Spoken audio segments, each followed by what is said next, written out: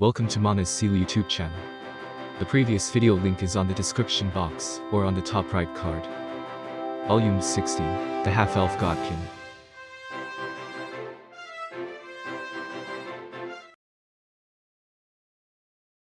To this elder's words, another one continued. No, there's probably a good chance of that happening. There's even a possibility that this village, where everybody knows everyone else, can't come to an agreement either. As a result of that, it may come to pass that the Dark Elves would split up and live separately from one another, as it had happened once in the past. The elder looked in Ainz's direction for only a moment. Not seeing eye to eye is by no means a bad thing. However, by not being trapped by one's own opinions and exchanging them with others inside the village, we can acquire all sorts of ideas. We also believe it necessary to take a broader perspective on things, to decide on our course of action. How would it even work? Ainz, having experience as a guild leader, couldn't imagine doing that. It would be wrong for the leader of an organization to support the idea of letting everyone do as they pleased and not unify their opinion.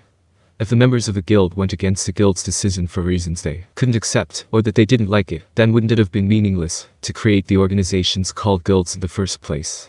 The reason they were able to attain strength was precisely because they were unified. Splitting up made everyone a good target to get crushed. Be that as it may, Ainz didn't say any of those things. Under these circumstances, it wasn't good for an outsider who thought that their own opinion was correct to impose it on them. To see it from a different perspective, how would you feel having an opinion forced upon you by an outsider? On top of that, life in a dangerous place like the Great Sea of Trees might be the reason why they emphasize the idea of self-determination. Though he had only lived here for about a week, Ainz got a strong impression that the idea of self-responsibility was stronger in Dark Elves than it was in humans. When he thought about it, there seemed to be many problems with that way. The thinking one that had been cultivated for who knows how many tens or hundreds of years, until now being changed by the opinions of one foreigner. The first one, wouldn't the Dark Elves scattering be a benefit to Nazareth? It was for that reason that we had he who knows of the outside world participate. The discussion suddenly shifted and Ainz, lost in the incoherence of his own thoughts, lightly nodded in agreement. I do not know if I will be of any use or not, but I will wring out as much of my wisdom as I can. Boo. Among the voices of admiration that could be heard, a dark elf tossed out a question to them. So then, what is it that the elders are considering we do? Sending someone, even though we have no such thing as soldiers in this village. We agree with that opinion. We certainly haven't heard of a dark elf village being attacked yet, but that might just mean they are not being attacked right now. I believe you all know this, but our village lies on the outskirts of the elven country, and since it is located in the southeastern tip, if the adversary is attacking villages in order, this village would be last, yes. After they have exterminated the elves, we the Dark Elves may not be safe. If that's the case, we should cooperate and drive them back. That is where the question lies, elders. Just because the elves are being attacked, that doesn't mean the Dark Elves will also be attacked, does it? That certainly was correct. According to Ainz's Nazareth's investigations, there was no evidence that Dark Elves were sold as slaves. And conversely, if we stood with the elves and participated in the war, the human country might then regard Dark Elves as enemies. To begin with, can we even fight and win against the human country? The air trembled with commotion. It was a reasonable question. The adversary had penetrated as far as the vicinity of the royal capital. From there it would be rather difficult to have a dramatic turnaround. If you thought about it logically, their prospects of victory were low. I endorse the elder's opinion. A dark elf said uncomfortably. Melon. In the past, when we fled to this forest, the elves accepted us. Do you not feel the need to repay that kindness? The dark elf called Melon, who had thrown out the question from just a moment ago, hurried to answer. No, that isn't what I was talking about. To fight or not to fight are our only options, right? For example, why don't we just invite the elves to come with us and run away? This forest is still so big. I don't know what kind of creature the ones called humans are, but they're probably not more skilled at living in this forest than we are. If we ran away, they might not pursue us, and if push comes to shove, we also have the means to migrate to a forest that is far away. Besides, why are the humans even attacking the elves? Isn't there a chance that the elves were the ones who attacked first? If that's what happened, then you reap what you sow. The one who whispered that was the chief pharmacist. It was a quiet voice, but loud enough for everyone to hear. Certainly, why are the elven and human countries fighting? Are the humans also living in this forest? The elder looked at Ainz like he was asking him for help. No, my deepest apologies, but I do not know the reason for the war. Rather than that, it is my first time hearing that the human country has penetrated this far. However, I do know that the human country lies outside the Great Sea of Trees. I do not think this is a struggle for existence by any means. Was that right? This forest is too big for us to know everything about it, and that means the outside world is even bigger than that, I suppose. So what is it you think we should do? What? You're asking me, an outsider, something like that. Well, this is awkward. For the time being, it doesn't mean the Dark Elves are absolutely one of the races I would want. The existence of the elf trees and the chief pharmacist's knowledge were among some of the things he wanted, but they were not incentive enough for him to absolutely want them. But well, it's not like I want them to die. I just have to steer the conversation in a direction where they won't die without lying about anything. The faces of Or and Mare popped into his head. He didn't know if everything had been going well for them, but they might be saddened to know that the children they played with had died. Ainz thought for a little bit and found his answer. Yeah. Leading them out of this situation is impossible, since I didn't even prepare any presentation materials this time. He hastily put together a plan that was full of holes. He wanted to avoid having it become the seeds of disaster. If that were the case, he should just honestly tell them what he was thinking. First of all, if you have a debt of gratitude, betraying that would be disgusting. If something were to happen to you again, the Dark Elves would be considered a race that cannot be trusted, and no one would help you. The elders nodded their heads in agreement. On the other hand, the guarantee of victory, not what the elves believe, but based on the information that all of you have calmly collected, is it guaranteed? If your answer is no, then there is nothing more I can say other than the fact that all of you going to fight would be madness. The youngsters nodded in agreement. Therefore, if it were up to me, I would choose something that didn't make use of either of those options. Expressions of curiosity appeared on everyone's faces. While feeling everyone's gaze on him, Ainz remembered his time in Yggdrasil when there were disputes between guilds. They would carry out a strategy where they joined both camps so that they would benefit no matter who won. There were even nastier tactics for the same sort of situation, but Ainz and his friends only used those strategies because of their circumstances at that time. The Dark Elves certainly couldn't use them right now. First, each village sends a few people as reinforcements. Those people will probably die in battle, but you will still send them. The elves will be certain to complain about the small number of reinforcements, but if you make excuses like, we're taking the protection of the village into consideration as well, we could only send this number of people, then even the elves would probably not be able to say anything more. That is more or less the reason why you sent the reinforcements. In the meantime, the remaining people will evacuate. When Ainz finished his explanation, voices saying "I see" could be heard here and there. At the same time, there were also voices saying "Isn't it a little underhanded?" However, it appeared that there were many people who viewed it favorably. As expected of the Dark Elf who lives in the city, we would never have come up with such a thing. Ainz made his illusory face change into a wry smile in response to the elder's words. I'm not really getting much of a feeling that they're praising me. However, it was clear to him that the elder hadn't said those words, sarcastically or snidely.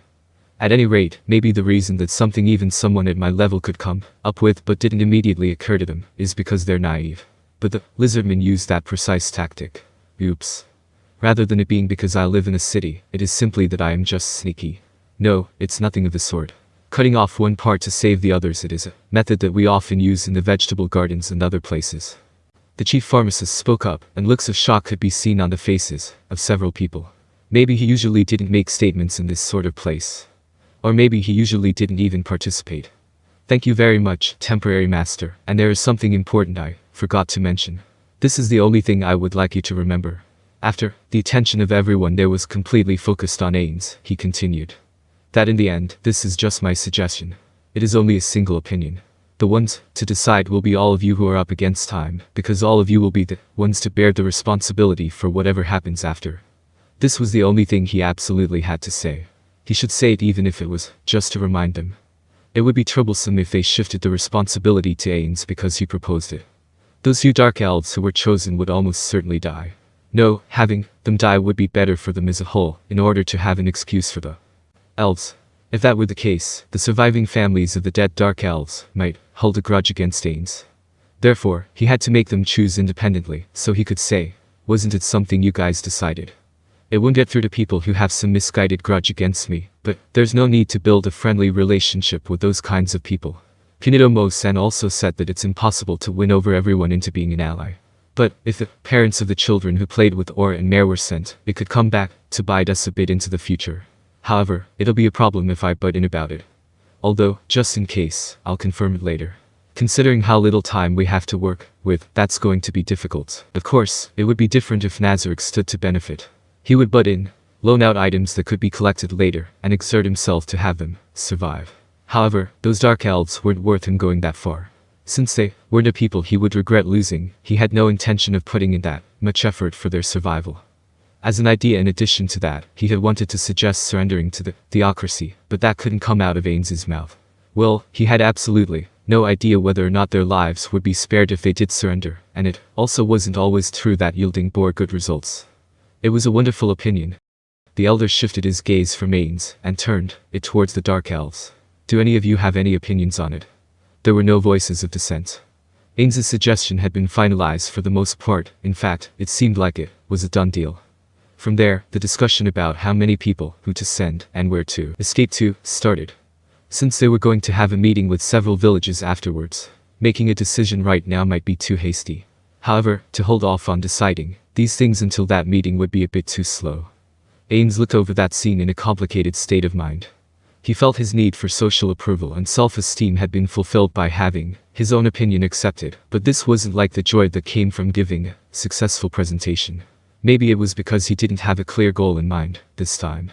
It wasn't that he was leading them in a way that would be beneficial to Nazarick, it was just that his suggestion generated responsibility. The only thing he could do was to flee at once and have someone else shoulder the responsibility. Furthermore, they were already stretched for time. They had to leave right now. This is incredibly rude of me, but it seems that my presence here any further is pointless, and it's about time I return to where those children are, waiting for me. The eldest of the elders spoke as their representative. You have truly saved us this time. Later, we want to unify our opinion and propose it to the other villages. While thinking that the elder didn't have to be so deferential to him, Ainz responded. If so, then on that occasion, would you mind not mentioning my name? Well, why not? There will surely be those who would oppose it if they found out it is the opinion of one who does not really have any connection to this village and the Dark Elves who live in this forest. Of course, his true intentions were different. His aim was to lower, by even a little bit, the chances of someone bearing a grudge against him. No, there wouldn't be anything of the sort. Though they may have left the forest, they are the words of a Dark Elf with whom we share the same ancestors. There shouldn't be anyone who would spurn them. However, I do understand. Let's conceal that part of it. I am grateful for that. Now then, it is much earlier than I initially planned, but it is about time for us to leave this village and return to the city. What did you say? I am terribly sorry to spring this on you so suddenly, but if anything were to happen to those children, I would never be able to apologize to their parents. Is the reason for fear Dono being on guard because the humans are that strong? For a moment, Ainz was baffled, but he understood that they were probably thinking that if people as strong as them were leaving the village as if they were fleeing, that might be connected to the strength of the theocracy. I do not know about that. I am confident that I can win against ordinary opponents, but because there is no way I can know of all the powerful people of the human countries, what will happen is an unknown quantity. I am thinking that if there is even just a small chance that something could happen to the children, it would be awful. The elder nodded in understanding. Well, our parting is regrettable. I would like to get our things in order and leave. That is at least even a farewell party, even though we haven't even held the welcome party, and now not even doing anything for your departure has become an embarrassment for us. Not at all, it will not amount to that. Right now it is a state of emergency. There must not be any hindrances to the village's safety in the future because of us. Repeating their back and forth of I want to have a party and you don't have to, Ainz ensured his victory to persuade them. This is not our final parting. I pray that there will be a time when we can meet again. In the corner of his vision, Blueberry was doing some kind of weird dance for some reason. Perhaps he had intended to introduce his child to Ainz at the party. Well then, Ainz said and was trying to walk off when an elder stopped him. Fear Dono. I had really thought that we would be able to discuss this when nobody else was around. This is a completely irrelevant question, but would you mind me asking? What is it? Has Fear Dono joined his hands with someone in marriage? Ainz was bewildered by the elder's question.